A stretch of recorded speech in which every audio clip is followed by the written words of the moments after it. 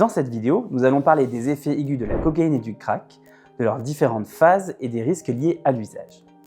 L'intensité et la rapidité des effets dépendent de la dose consommée, de l'individu et surtout de la voie d'administration. Inhaler, sniffer, injecter ou fumer pour le crack. Plus l'absorption est rapide, plus les effets sont intenses, mais bref, ce qui favorise un cycle de consommation répété.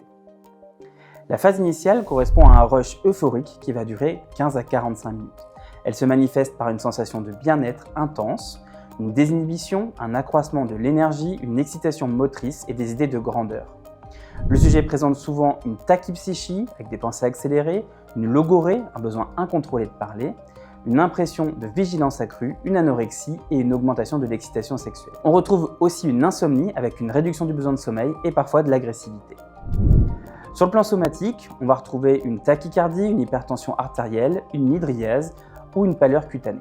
Cette phase euphorique est suivie d'une phase de descente ou de dysrégulation hédonique, qui va durer de quelques minutes à quelques heures. Elle est marquée par une dysphorie, une asthénie, de l'irritabilité, une anxiété, une perte de l'estime de soi et un état de vide.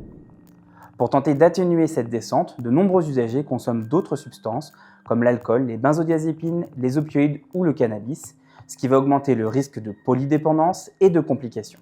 Les risques de l'usage aigu sont particulièrement importants. Sur le plan médical, la cocaïne expose à des complications cardiovasculaires, avec l'infarctus, les troubles du rythme et l'AVC, mais aussi psychiatriques. On va retrouver des états délirants, d'agitation, des crises d'angoisse sévères. Ces complications peuvent survenir dès la première consommation, quel que soit le mode d'usage.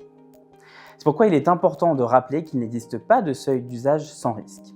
Toute consommation de cocaïne ou de crack doit être considérée comme un usage à risque. En résumé, l'intoxication aiguë à la cocaïne associe un rush euphorique suivi d'une descente dysphorique avec des risques médicaux graves et immédiats, parfois dès la première prise. Aux urgences, l'identification de l'intoxication aiguë à la cocaïne est importante car elle peut provoquer de nombreuses complications somatiques et psychiatriques, parfois à distance même de l'évaluation initiale lors de l'arrivée aux urgences.